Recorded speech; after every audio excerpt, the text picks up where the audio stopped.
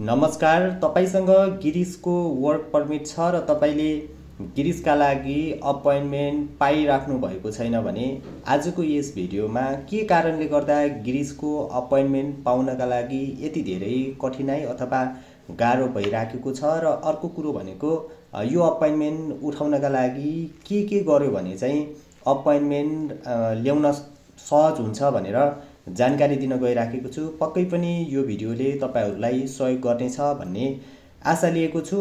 धेरैजनाले सोधिराख्नु भएको हुन्छ, मैले चाहिँ अपोइन्टमेन्ट उठाउनका लागि सबै कुराहरू गरिसकेँ तर सिस्टममा सबै जुन डेटहरू अभाइलेबल छ त्यो डेटहरू फुल भएको छ भनेर भनिराख्नु भएको हुन्छ।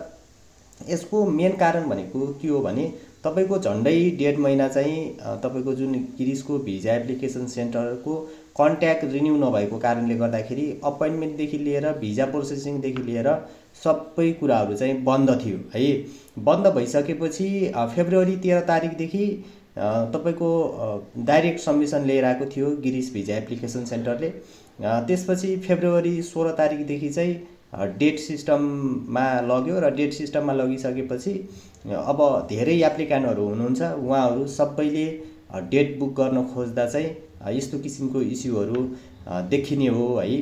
अनि अर्को कुरा भनेको स्लट जुन अपोइन्टमेन्ट स्लट हुन्छ त्यो चाहिँ एकदमै लिमिटेड स्लटहरू दिएको हुन्छ। त्यो स्लटहरू फुल भयो भने उनीहरूले चाहिँ एक्स्ट्रा स्लटहरू ओपन गर्दैन।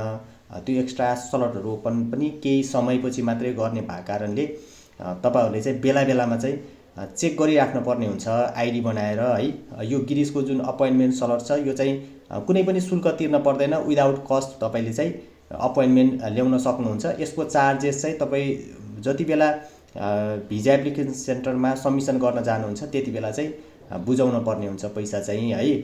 अनि अर्को रिजन भनेको अब धेरै मान्छेहरूले एउटै टाइममा लगइन गरिराखेका हुन्छ। यस्तो भएको कारणले गर्दा पनि तपाईले चाहिँ डेटहरू देखिराख्नु भएको हुन्न, त्यो भएको कारणले पटक पटक तपाईहरुले चाहिँ लगइन गर्न पर्ने हुन्छ।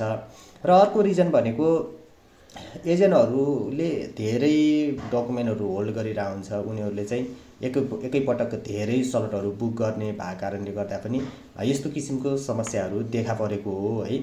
अब यसको समाधान गर्नको लागि के गर्ने त भन्दाखेरि तपाईको चाहिँ बेस्ट टाइममा युजुअली जस्तो धेरै जस्तो चाहिँ राति है, अनि त्यसपछि बिहान मर्निङमा चाहिँ तपाईले इन्टरनेट तपाईको फास्ट पनि हुन्छ, त्यति बेला चाहिँ तपाईको आइडी लगइन गरेर त्यो बेला बेलामा अपोइन्टमेन्ट स्लटमा गएर छ कि छैन भनेर चेक गर्नु होला। त्यसपछि तपाईले चाहिँ डकुमेन्टहरू सबै रेडी पोजिसनमा राख्नु होला। जब त्यहाँ अपोइन्टमेन्ट खुल्छ त्यसपछि झ्याप्पै म बुक गर्छु भन्ने उद्देश्यले चाहिँ डकुमेन्टहरू रेडी बनाउनु होला है।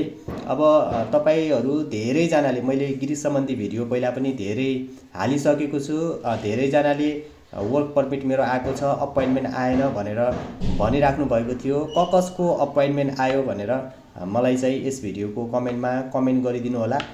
यस्तै भिजा सम्बन्धी अनि अपोइन्टमेन्ट सम्बन्धी अपडेटहरू लिएर आइराख्ने छु। त्यसैले यो सजिलो सोलुसन नेपाल प्राइभेट लिमिटेडको टिकटक आइडीलाई फलो गर्नु होला भन्दै आजको यो सानो जानकारीसँगै बिदा हुन चाहन्छु। हस्त नमस्कार।